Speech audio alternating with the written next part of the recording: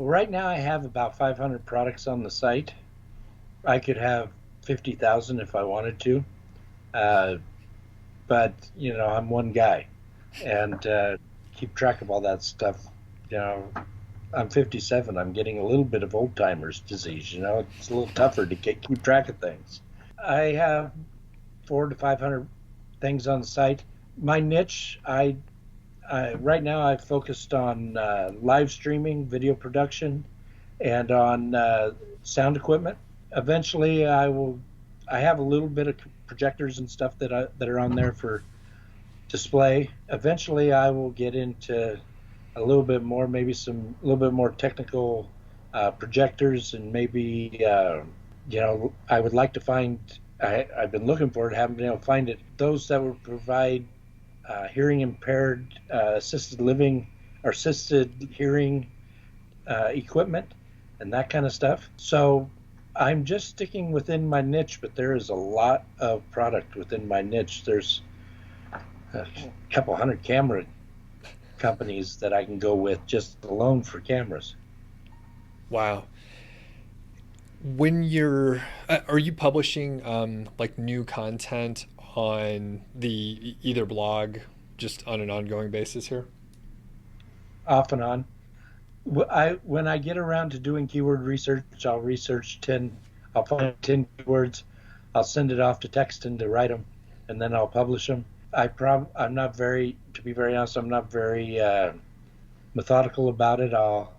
Once every 2 months, I'll publish another 10 articles or so, and just blast them out, and then let it sit again, and do it that way. It's probably not helping me, but so far I'm not seeing a lot of hurt from it. Okay. And as far as, you said you had 500 products. Are you actively adding more as you see opportunities, or is it like sort of steady state right now? Well, I've gotten a little lazy right now, but I will get back at it. Just had to take some time away from Sure. being so intense on it because, starting up something new takes a lot of time, and then after a while you need a break. Anyways, I will add more products, and it's both the adding products is both the expansion of the niche or what you're covering in the niche, and the expansion of getting new suppliers. For instance, recently, the one I told you about that I contacted them and asked, how do I sell your product? I added their product just recently. And so, I got $10,000 cameras on my site now, and all this stuff. And that was added because I got a new source. So it's both a new source and an expansion of what you're covering in the niche. That's amazing. And I sold one of those too. It's amazing. I sold a $10,000 camera online. that is nuts. Yeah, is that the most expensive thing that you've It's pushed? the Yeah. most expensive thing that I've ever sold. Yeah. Wow. Yeah, I wouldn't I would not have imagined. Amazing. Well, have you made any blunders? It sounds like everything's running smooth here, make it sound easy, but yeah, any mistakes along the way here? Well, first one, my first couple sales, I showed, that I had the product. I didn't really realize, okay, there could be a problem here that this stuff might get back ordered. And so I showed them in stock and everything. So people, I thought I was doing great buying them up. Then I couldn't get them. So then I had to contact the customers and say, listen, I can't get these. Well, many of those people, they were trying to just get them and get them now. They didn't want to wait. Well, I had set up Shopify to where it would automatically capture the payment instead of manually capturing that payment. So it would get the approval of the card and then capture the payment. Well, if they cancel the order, I got to return their money to them, but I lost the credit card transaction fee. It came out of my backside. And so I learned real quick after about three of those, hey, I'm going to go in debt if I continue doing this. And I had to set it up to where No, I wait until I know I can order that product and it'll ship before I capture that payment. So that was one of Smart. the mistakes I made. Another mistake was just not knowing the inventory cycle.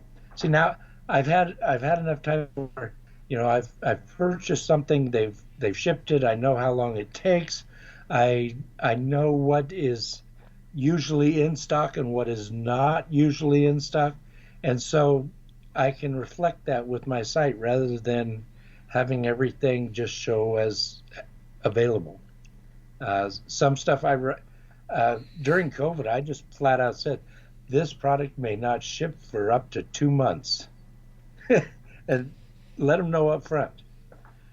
And So, people know now. uh, you know, it's better to be honest than to have people ticked off at you. Yeah, and I know it must have been stressful those first, couple of times you had to Oh, call up but I yeah, mean, the good part is I imagine, but perhaps not always, but it's an industry where people are potentially more understanding and you're like, "Hey, more I'm a pastor." graciousness. Sorry. Uh, yeah, they're more gracious. Yes, exactly. Where in other industries, they'll beat you up and they're, pretty rude about it. So at least you had that going. Yeah, I did, but oh, just so other than that, I don't know of any huge mistakes I've made, except, well, I really don't. That one was costly though. That cost me about $500 before I got it under control.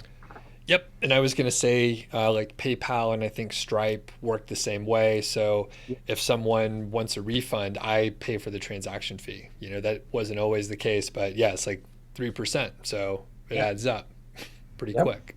It does. When you were moving over and, starting Shopify, I suspect it's, different than WordPress, but it has its own complexities and quirks. Was it hard to pick up or, after, watch a couple YouTube videos, you're good to go? I was good to go. I watched the video on the theme I was using. I watched. There's a couple brothers that talk about drop shipping quite a bit. They're good guys. I watched their videos. Uh, it was different, but it was very similar. Uh, you know, their language is a little bit different. Like, instead of a plugin, it's an app. Well, okay, whoop-de-doo. Uh, if I mean, they even have Yoast SEO app for it. If you want it. I don't like Yoast, but they have it. Yeah. Uh, and getting to the front end, it was very similar to Elementor, where, okay, you got the element you're trying to edit, and it's over on the left hand side, and drop down menu, so you get to that, and then it shows it to you on the main screen, and you do your edits. Put your name in, or your logo, or image, or you have instead of related posts, you have related products, and so it's all pretty similar.